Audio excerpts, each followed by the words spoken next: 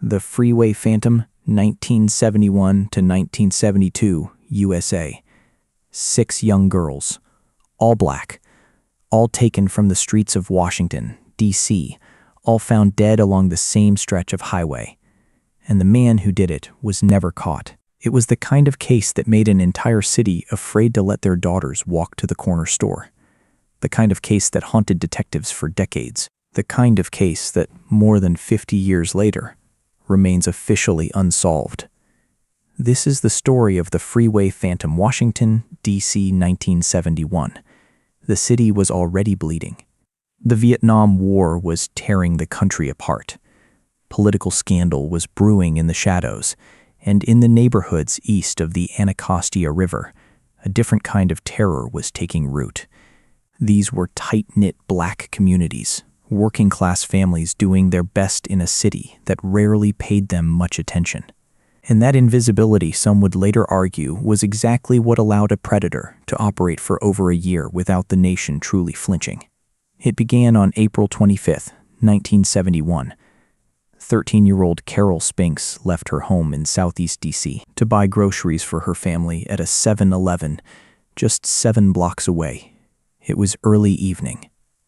The kind of errand a kid does 100 times without a second thought. She never came home. 6 days later, her body was found along Interstate 295, the highway cutting through the eastern edge of the city. She had been strangled, she had been sexually assaulted, and whoever left her there had done so with chilling calm, simply placing her body roadside as if discarding something no longer useful. The city grieved.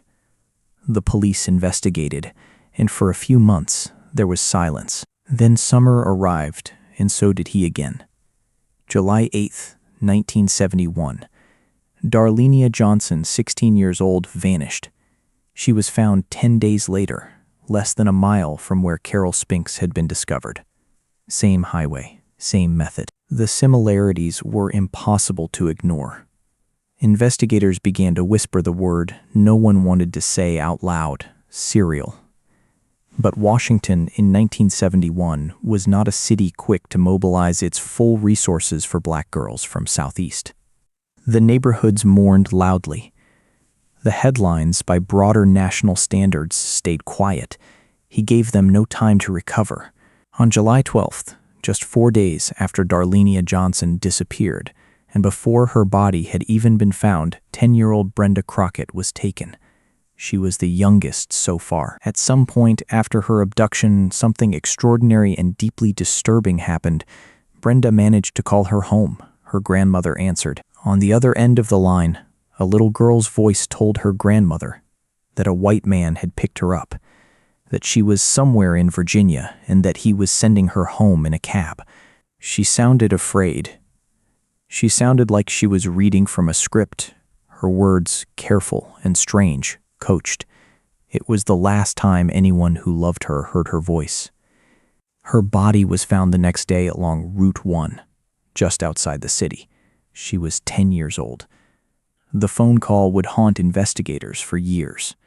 What kind of man allows a child to call her family, knowing she will never make it home? What message was he sending? Was it cruelty dressed up as mercy, a performance of control, or was something even darker at work? A mind so methodical it factored in the grief of others as part of the ritual. September 5, 1971. Nenemoshia Yates, 12 years old, was last seen boarding a bus. She was found 2 days later, along the same interstate corridor that had already claimed 3 lives. The Freeway Phantom, as he was now being called by the press, had a geography. He owned that highway. He seemed to know every shadow and access road along its length. October 1st, 1971. Brenda Denise Woodard, 18 years old, was abducted. When her body was recovered, investigators found something that made seasoned homicide detectives go cold. A note, written on the bag she had been carrying, in what appeared to be her own handwriting, were words that seemed dictated to her, forced from her hand before she died. The note taunted police. It identified the writer as the Freeway Phantom, confirmed he was responsible, and seemed almost to celebrate the fact that he would not be caught. Forensic analysts determined Brenda had likely been forced to write it. Her final act on this earth was being made to compose her killer's calling card. The city erupted. The note changed everything and nothing.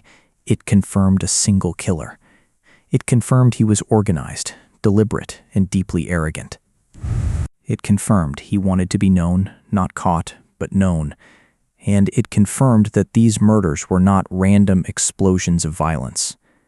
They were planned. He selected, he hunted, he controlled.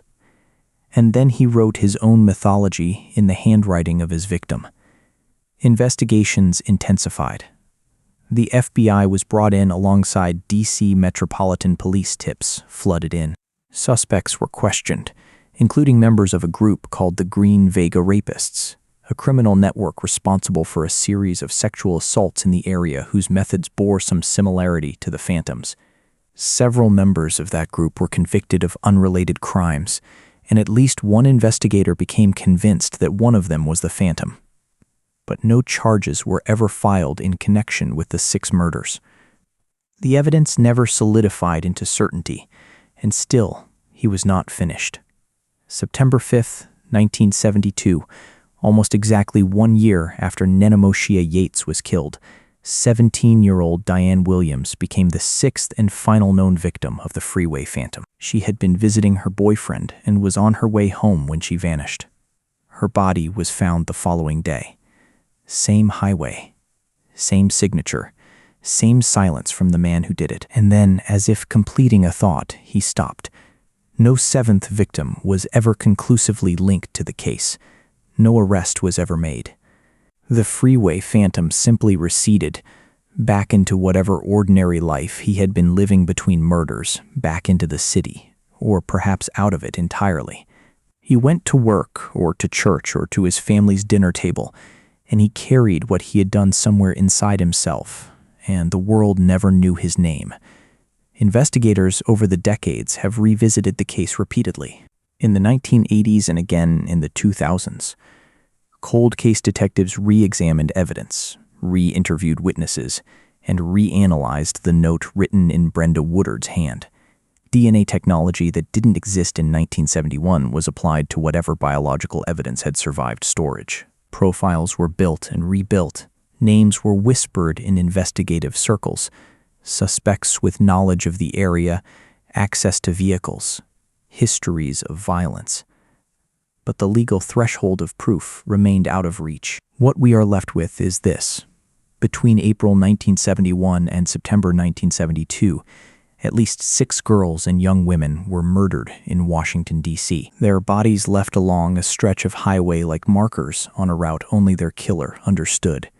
They were Carol, Darlenia, Brenda, Nenemoshia, Brenda, and Diane.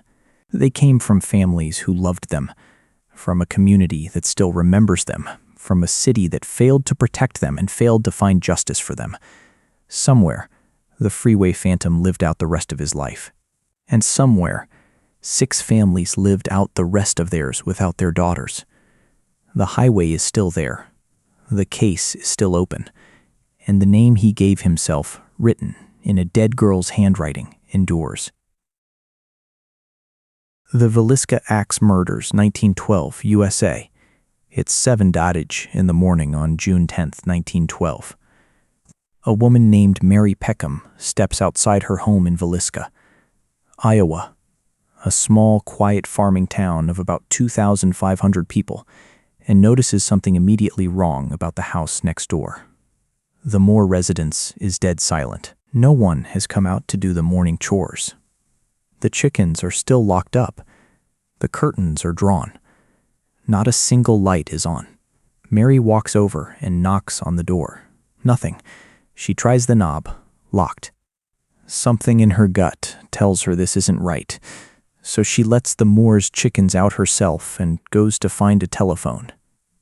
She calls Ross Moore, Josiah's brother, and asks him to come check on the family. Ross arrives quickly. He knocks. He shouts. Still nothing. He pulls out his spare key, turns the lock, pushes open the door, and what he finds inside will haunt every single person in that town for the rest of their lives. Lying on the downstairs guest bed are two little girls, completely still, covered in blood. He bolts back out of the house, tells Mary to call the local peace officer immediately, and waits on the porch with his heart hammering in his chest. Because somewhere deep down, he already knows there's more. There's worse. Upstairs, Josiah B. Moore, everyone called him Joe, was 43 years old in the summer of 1912. He was a successful businessman, a respected member of the community, the kind of man who shook everyone's hand at church and remembered every name. He ran his own farm implement dealership. He was active in civic life, and by any measure of small-town America at the turn of the century, the Moores had made it.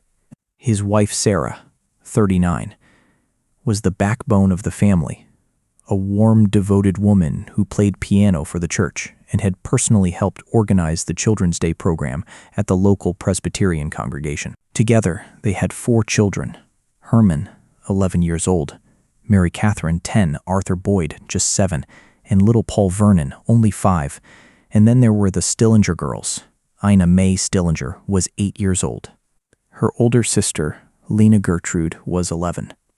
They lived on a large farm about 7 miles outside of town, and Ina was a close friend of Catherine Moore's. On the evening of Sunday, June 9, 1912, Catherine had invited both sisters to spend the night after church. It was supposed to be a joyful occasion. The whole family had attended a special evening Children's Day program at the newly built Presbyterian church, just a 5-minute walk from their home on 2nd Street. Sarah had helped coordinate the event. The kids performed. The congregation celebrated.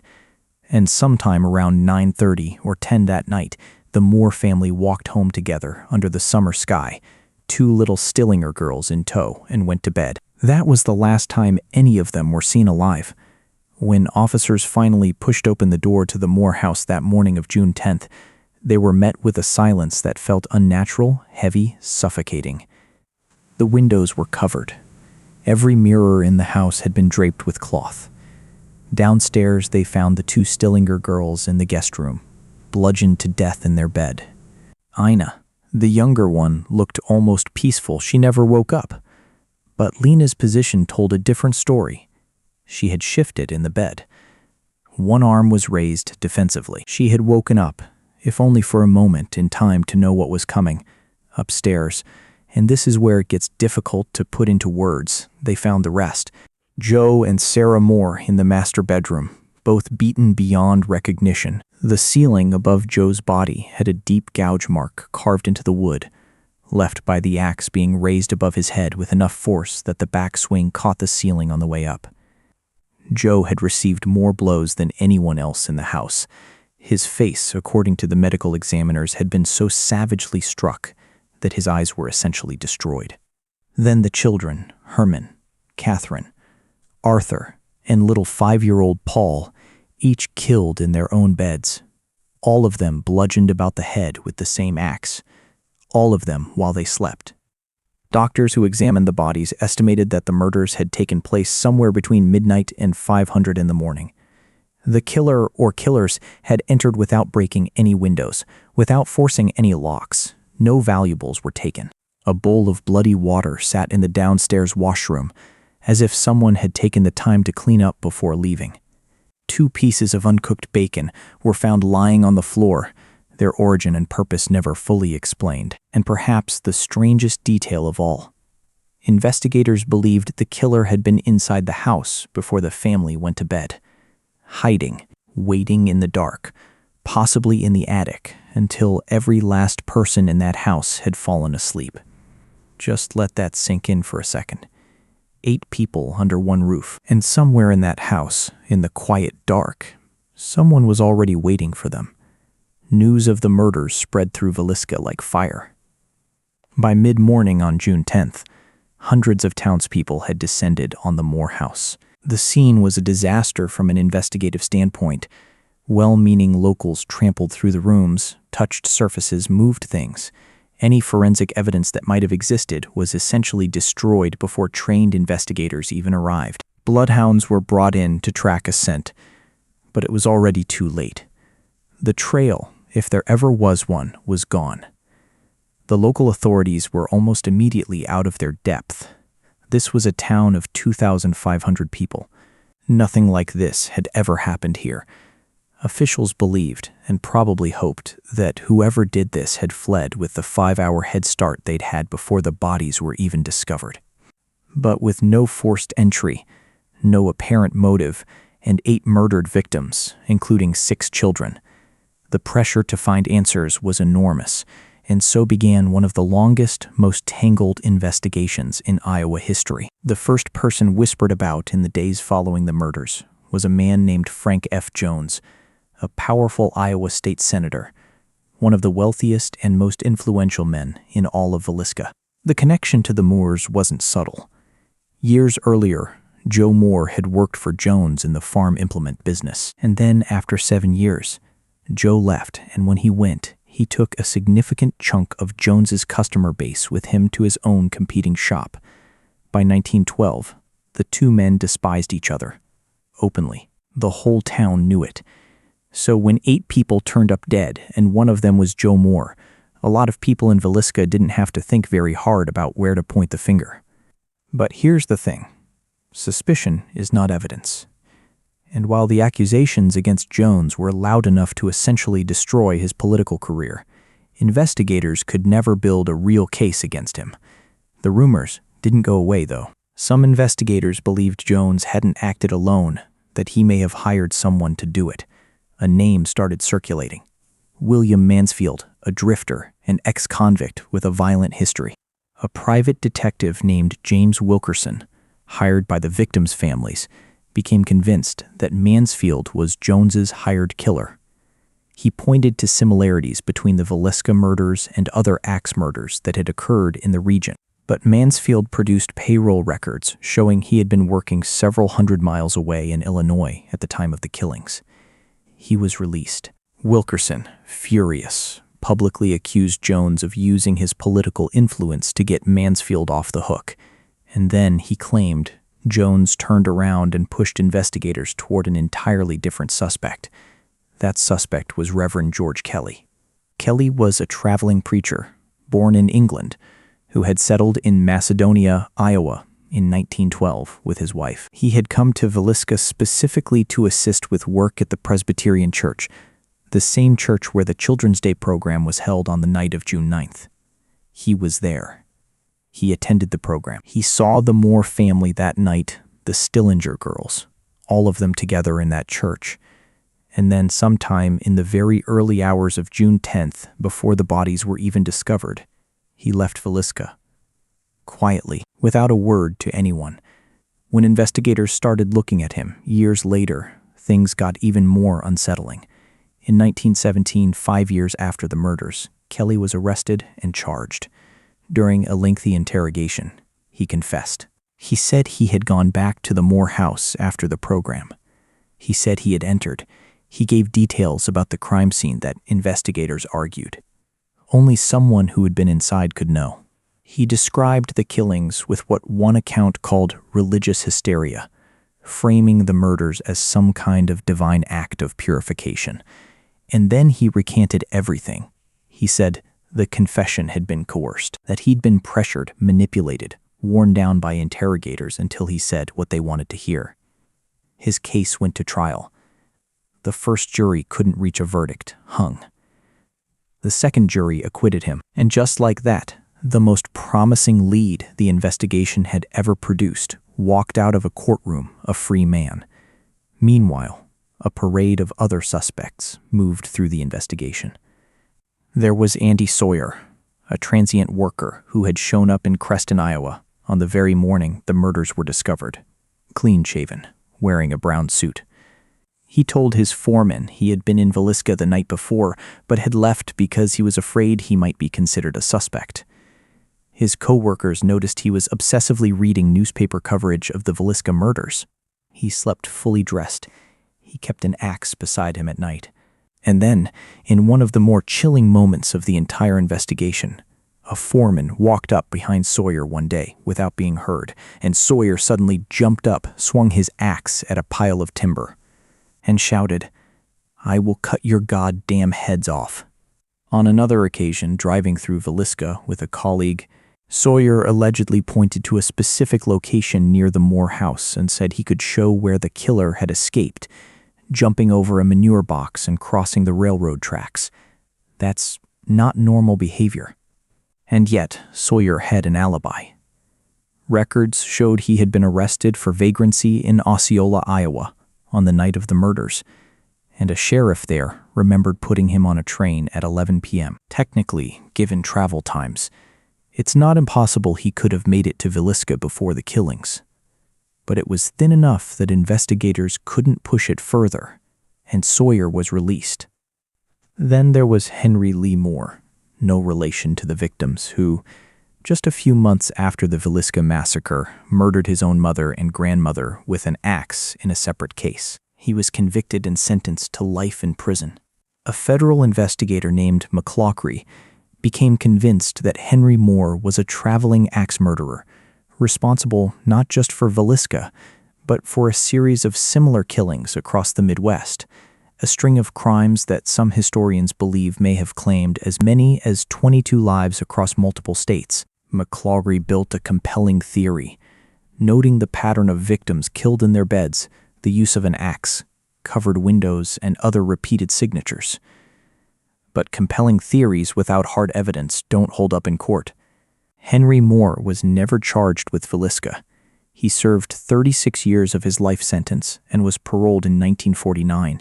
He died without ever being connected to the case in any official capacity. 113 years have passed since that Sunday night in June 1912. The house on 2nd Street still stands. In the 1990s, it was restored and opened as a museum.